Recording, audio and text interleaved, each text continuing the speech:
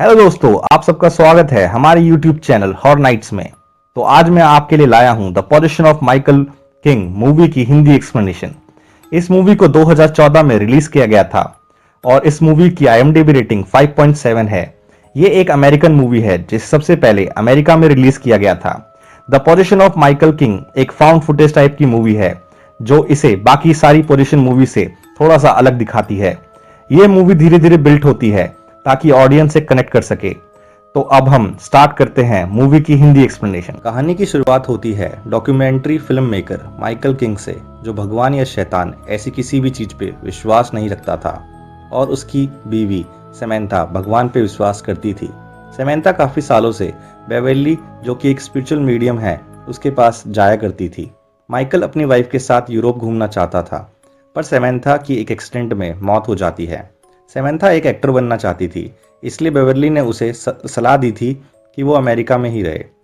Samantha की मौत के बाद माइकल एक दिन बेवर्ली के पास गया और कहता है कि वो ये मान ले कि वो नाटक करती है और उसका किसी भी स्पिरिचुअल चीज से कोई कांटेक्ट नहीं है।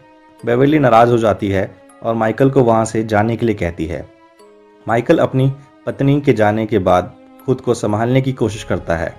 माइकल की बहन बेथ आकर उसके साथ रहने लगती है ताकि माइकल की बेटी एली का ध्यान रख सके। माइकल डिसाइड करता है कि वो एक डॉक्यूमेंट्री बनाएगा, ये साबित करने के लिए कि कोई भी पैरानॉर्मल वर्ल्ड या आफ्टर लाइफ जैसी कोई भी चीज़ नहीं होती है। उसका मानना है कि यह सब इंसानों के डर की वजह से ही होता है, जिसका लोग फ़ायदा उठाते हैं और मार्केट में पैसे कमाते हैं। माइकल खुद पर रिचुअल करना चाहता था, इसलिए उसने खुद को एज अ टेस्ट सब्जेक्ट पेश किया। उसने इंटरनेट पर एक ऐड दिया जहां लोग अपने तरीके से बता सकते हैं और प्रूव कर सकते हैं कि पैरानॉर्मल वर्ल्ड जैसी भी कोई चीज़ होती है। जॉर्डन माइकल को हर वक्त शूट करता रहता है। माइकल को लगता है कि वो ये साबित कर देगा कि ये सब चीज़ें नहीं होती हैं, और अगर उसके साथ कुछ भी गलत होता है तो ये वो पहला ऐसा इंसान होगा जिसके पास ये प्रूफ होगा कि सुपरनेचुरल पावर भी होती हैं। माइकल के दिए हुए एड्स पर हजारों रिस्पॉन्स आते हैं। माइकल सभी एड में सबसे पहले स्पिरिचुअल इंसान इबॉन्स से मिलने जाता है। इबॉन्स बताता है कि उसके पिता ने उसे सेक्सुअली अब्यूज़ किया था। वो बताता है कि उसने अपने पिता से छुटकारा पाने के लिए शैतान से मदद मांगी, जिसके तुरंत बाद इबॉन्स के पिता की मौत हो गई थी। माइकल इंटरनेट से कुछ चीज़ें मंगवाता है जिससे वो डीमन से कांटेक्ट कर सके। फिर वो एक ब्लैक कैंडल का घेरा बना लेता है ताकि डीमन को बुला सके, लेकिन ऐसा कुछ नहीं होता। फिर माइकल एक सेल्फ प्रोक्लेम्ड डेमोलॉजिस्ट कपल के पास जाता है। वो माइकल को क्रॉस पर लेटा के उसकी आंखें बंद करके उसे बांध देते हैं और कुछ स्पेल्स बोलते हैं, लेकिन कुछ नहीं होता। बाद में माइकल को पता लगता है कि वो लोग फेक थे, लेकिन माइकल हार नहीं मानता और वो एक फ्यूनरल डायरेक्टर से मिलता है जो कि ये दावा करता था कि वो जादू टोना करता है। वो डायरेक्टर एक मेंढक से DMT निकालता है। DMT एक केमिकल होता है जो ह्यूमन बॉडी में मरने के बाद बनता है और ये रिचुअल के लिए उसे यूज़ किया जाता था। फिर वो माइकल को लेकर कब्रिस्तान जाता है जहां वो एक मरे हुए इंसान की स्पिरिट को माइकल की बॉडी में ट्रांसफॉर्म करने वाला था, लेकिन तभी वहां पुलिस आ जाती है और वो दोनों वहां से भाग जाते हैं। जब माइकल एक बिल्डिंग में चला जाता है और वो फ्यूनरल डायरेक्टर भी उसके पीछे उसे ढूंढने के लिए आता है। वो डायरेक्टर पाता है कि माइकल एक दीवार की तरफ खड़ा होता है और वो मुड़ता है तो उसकी आंखों का रंग काला हो गया था, यानी माइकल के साथ कुछ तो गड़बड़ हो गई थी। माइकल अब पोजेस्ड हो चुका था। वो कहता है कि वो मरना नहीं चाहता और उस डायरेक्टर को बिल्डिंग से नीचे फेंक देता है। फिर कुछ देर बाद सब नॉर्मल हो जाता है। जब माइकल रात को रिकॉर्डिंग कर रहा होता है तब वो बताता है कि उसे अपने सर में से एक आवाज़ आ रही है और उसके सर में दर्द भी हो रहा है, लेकिन उसको लगता है कि शायद वो ड्रग्स की वजह से है। यहाँ हम देख पाते हैं कि माइकल के बिहेवियर में चेंज आने लग गया था। वो जोर जोर से चिल्लाता है और उसकी आंखें का रंग भी एकदम काला हो जाता है, यानी डीमन उस पे हावी होने लगा था। माइकल एक साइकियाट्रिस्ट के पास जाता है ताकि वो पता लगा सके कि जो आवाज़ उसके सर में गूंज रही है उसकी वजह क्या है। फिर वो साइकियाट्रिस्ट एक हिप्नोथेरेपी करती है, लेकिन कुछ सेकंड्स बाद ही वो सेशन रुक जाता है क्योंकि कमरे की लाइट्स चली जाती है। वो बताता है कि उसको अभी भी वो आवाज़ें सुनाई दे रही हैं और जैसे ही वो इन आवाज़ों के बारे में बताने लगता है वैसे ही वो जोर जोर से चिल्लाता है और ज़मीन पर गिर जाता है और सीन यहीं कट हो जाता है। उसके थोड़ी देर बाद जॉर्डन उसे बताता है कि किसी भी इंसान के वोकल कोड से ऐसी आवाज़ें नहीं आ सकती जैसी माइकल ने उस सेशन के दौरान निकाली थी। माइकल इस पर विश्वास नहीं करता और उसे लगता है कि शायद कैमरे में कोई डिफेक्ट आ गया है। जॉर्डन उसे सहमत नहीं होता और वो काम ना करने का फैसला लेता है। अब माइकल अपनी रिकॉर्डिंग करने की शुरुआत खुद ही करता है। माइकल अब रात को चलने लगा था, वो अपनी होश में नहीं रह रहा था। एक रात वो अपनी बहन के कमरे में जाता है और उसे गलत इंटेंशन से छूता है, पर यहाँ हम देख पाते हैं कि माइकल की आंखों का रंग एकदम बदल चुका था। वो पॉजेस था, यानी कि वो डीमन उसी से ये सब करवा रहा था। एक दिन माइकल की बेटी उसके पास आती है और कहती है कि उसने एक बुरा सपना देखा है जिसमें उसने एक मॉन्स्टर को देखा है। माइकल के पूछने पे वो ये बताती है कि वो मॉन्स्टर माइकल की तरह ही दिख रहा था। माइकल उसे अपने पास बुलाता है और कहता है कि वो उसका डैड है और वो कभी भी उसको नुकसान नहीं पहुंचाएगा।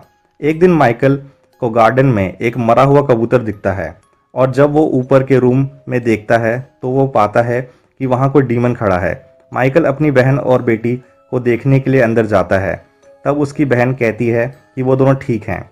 माइकल के सर में आने वाली आवाज़ अब उसे बोलती सुनाई देने लगी थी। माइकल को अब फील होता है कि उसके साथ कुछ तो बहुत खौफनाक हो गया था। माइकल उस आवाज़ से कहता है कि वो उसे अकेला छोड़ दे। वो पूछता है कि क्या तुम चले जाओगे अगर मैं ये मान लूँ कि तुम एग्जिस्ट करते हो। तब उसे एक आवाज़ सुनाई देती है और वो कहती है नो। फिर माइकल की इमेज टीवी पर अपेयर होती है जो उसी को हॉन्ट करती है। देखने से ऐसा लगता है कि स्क्रीन के अंदर कोई और है। माइकल हेल्प मांगने के लिए इवॉन्स के पास जाता है। तब उसे पता लगता है कि इवॉन्स मर चुका है। फिर वो डोर पर खड़े फादर से कहता है कि उसे एक एग्जॉर्सिज्म चाहिए। तो फादर कहते हैं कि चर्च ये सब नहीं करता और वो उसकी हेल्प करने से मना कर देते हैं। माइकल उस फ्यूनरल डायरेक्टर के पास भी जाता है जो उसे ये कहकर मना कर देता है कि ये तुम्हारी ही गलती है। फिर माइकल उस डेमोलॉजिस्ट कपल के पास भी जाता है, वो भी उसकी मदद करने से इनकार कर देते हैं। माइकल अपने आप पर कंट्रोल खोने लगता है। वो एक रात चाकू लेकर अपनी बेटी एली के रूम में जाता है। वो अपने होश में नहीं होता। अगले दिन बेथ को अपना डॉग एली के बेड पर मरा मिलता है। माइकल और एली और बेथ को उनके दोस्तों के यहाँ जाने के लिए कहता है। क्योंकि चर्च ने मना कर दिया था तो अब वो खुद पर एग्जॉर्सिज्म करेगा। माइकल अब खुद पर अपने आप ही एग्जॉर्सिज्म परफॉर्म करने लगता है, लेकिन जैसे कि आप सब जानते हैं ये करना इतना आसान नहीं होता, वो भी उस इंसान के हाथों जो खुद पोजेस्ड हो। माइकल जब खुद पर एग्जॉर्सिज्म परफॉर्म करने स्टार्ट करता है तो उसके हाथ में रखी बाइबल में अपने आप आग लग जाती है। वो डीमन उसे रूम में इधर उधर फेंकने लगता है और माइकल की बॉडी को पूरी तरह पोजेस कर लेता है। वो डीमन माइकल की चेस्ट में एक पेंटागन गुनवा देता है। अगले दिन जब माइकल अपनी चेस्ट की स्किन को सील रहा होता है तो उसे अपने चेस्ट में किसी भी तरह के दर्द का एहसास नहीं होता। वो आवाज माइकल को बार बार एली को मारने को कहती है, लेकिन माइकल उसे मना कर देता है। एक रात माइकल एक अनजान औरत का पीछा करता है ताकि वो उसको मार सके और डीमन एली को छोड़ दे, लेकिन वो उस औरत को मार नहीं पाता बल्कि फुटपाथ पर सो रहे एक इंसान को मार देता है। माइकल नहीं चाहता था कि अब वो और नुकसान करे, क्योंकि अब वो खुद की बॉडी पर कंट्रोल नहीं कर सकता था। इसलिए वो घर जाता है और खुद को हथकड़ी लगा के उसकी चाबी को दूर फेंक देता है। अगले दिन सुबह वो देखता है कि सब कुछ बिखरा पड़ा था। दीवार पे खून से साइन बने हैं और जमीन पे पेंटागन बना है। माइकल टीवी पे रिकॉर्डिंग देखता है और वो देख पाता है कि पिछली रात जॉर्डन माइकल के घर आया था, लेकिन उस वक्त माइकल नहीं बल्कि डीमन था। उसने माइकल बन के अपनी हथकड़ी जॉर्डन से खुलवाई थी। ये देखकर माइकल जॉर्डन को कॉल करता है और जॉर्डन के फोन की रिंग ऊपर के कमरे से उसे सुनाई देती है, लेकिन कॉल रिसीव नहीं होता। तब तक माइकल ऊपर एली के रूम में जाकर देखता है। तब वो देखता है जॉर्डन मर चुका है और वो दीवार से लटक रहा होता है। अब माइकल बिल्कुल टूट चुका था। वो इससे छुटकारा पाने के लिए ढेर सारी दवा खा लेता है, लेकिन वो डीमन माइकल को उल्टी करवा देता है, जिसकी वजह से सारी दवाई बाहर निकल जाती है। वो कहता है कि तुम्हें एली को मारना होगा, लेकिन माइकल ऐसा करने से मना कर देता है। नेक्स्ट सीन में माइकल एक चेयर पर बैठा होता है जब उसके सर में वो आने वाली आवाज उसे कहती है कि अब हम दोनों साथ हैं माइकल। अगले दिन सुबह बेथ एली को लेकर घर आती है। तब माइकल के अंदर का डेविल बेथ का गला पकड़ता है और उसे हवा में एक हाथ से ऊपर उठा देता है और उसके गले की हड्डी तोड़ देता है, जिससे बेथ की मौत हो जाती है। तब माइकल कुछ सेकंड्स के लिए अपनी बॉडी पर कंट्रोल पाता है और एली को भागने के लिए कहता है। एली रूम में जाके छिप जाती है। माइकल उसको ढूंढने के लिए ऊपर जाता है और इस बीच हम देख पाते हैं कि माइकल की बॉडी में डीमन पूरी तरह से हावी हो चुका था। माइकल के अंदर का डीमन एली को ढूंढ लेता है। तब टेबल पर रखा कॉइन घूमने लगता है, जो मरने से पहले सैम के हाथों में था। अब माइकल और उस डीमन के बीच फाइट शुरू हो जाती है। माइकल उसे अपनी बॉडी पे कंट्रोल नहीं करने देना चाहता था, इसलिए वो अपनी पत्नी सैम की स्पिरिट से मदद मांगता है। वो शीशे में देखता है और कुछ मिनट के लिए उसे अपनी बॉडी पे कंट्रोल मिल जाता है।